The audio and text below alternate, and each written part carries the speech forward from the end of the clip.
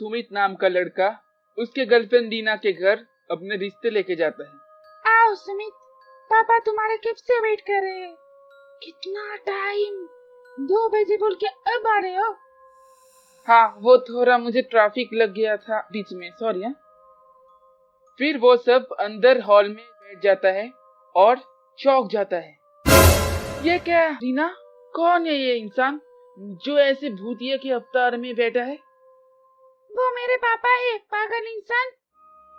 तुम अपने पापा को पागल बोल रही हो रीना? कैसे बेटी हो तुम? वो मुझे नहीं, तुझे पागल बोल रही है। हम इंसान थोड़ी ना है।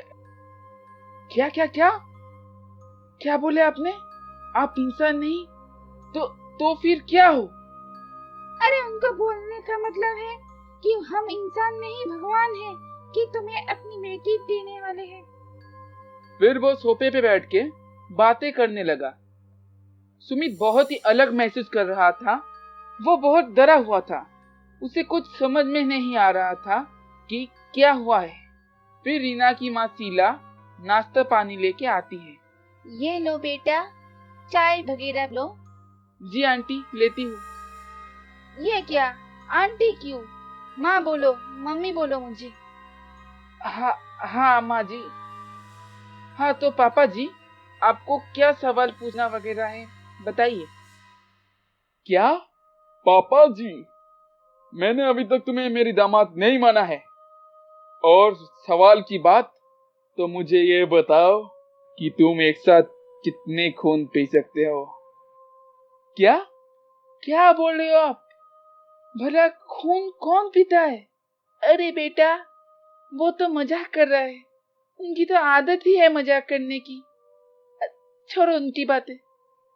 तुम बोलो कि तुम एक साथ कितने लोगों को डरा सकते हो? अरे मम्मी पापा, आप क्यों सुमित की टांग खींच रहे हो? तो आप लोग मुझसे मजाक कर रहे थे। तो ठीक है। वैसे मिस्टर सर, आपका किस चीज का बिजनेस है? मतलब रीना बता रही थी कि आपका बहुत बड़ा कुछ बिजनेस है। ठीक कहा रीना ने, मेरा बहुत बड़ा बिजनेस है। एक तरह से मैं अपनी दुनिया का अंबानी ही हूँ। इतना पैसा है मेरे पास कि उधर का मोदी भी हम और अंबानी भी। इतना बड़ा बिजनेस तो समझ गया, लेकिन किस चीज का बिजनेस? और हाँ, आपकी दुनिया का मतलब? अरे कुछ नहीं बेटा, उनका मतलब है हमारा एक रेस्टोरेंट का दुकान है, बस। वो ऐसे ही वापस मजाक करने लगे। अच्छा, वैसे रीना, तुम्हारे पापा बहुत ही मजाकिया है ना? हाँ हाँ, वो तो है ही। वैसे माँ, 1 मिनट किचन में आना। रीना और उसकी माँ किचन में जाती है। माँ, ये पापा क्या कर रहा है?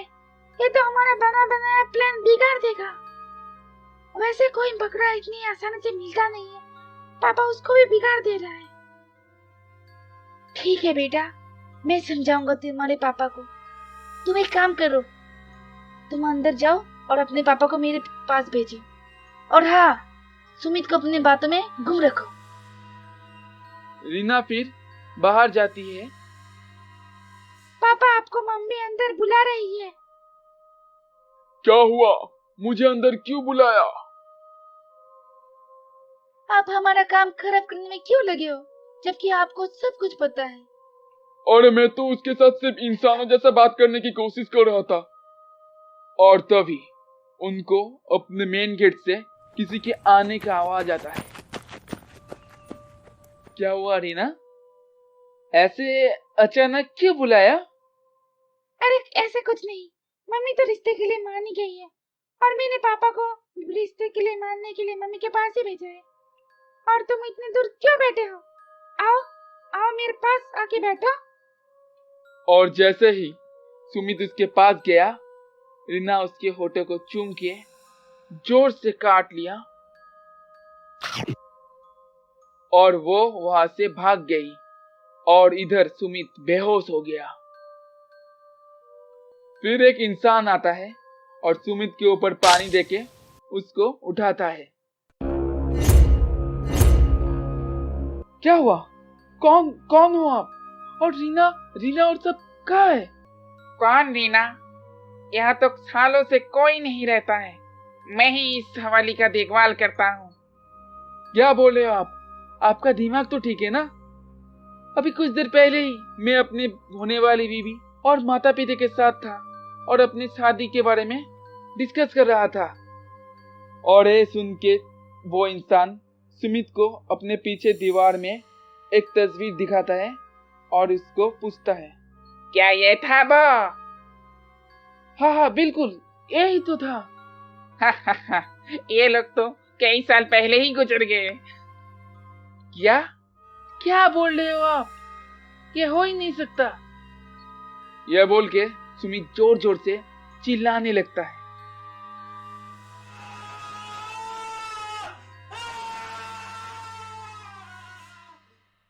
लेकिन तभी उस इंसान की नजर सुमित के होठों पे पड़ती है और वो, ये क्या?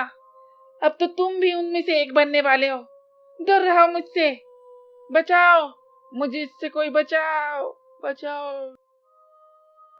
जिनको भी वो लोग काटता है वो सब थोड़ी देर बाद उनके जैसे ही हो जाते हैं। इसीलिए जब उसने सुमित के होठों पे देखा तो वो भागने लगा।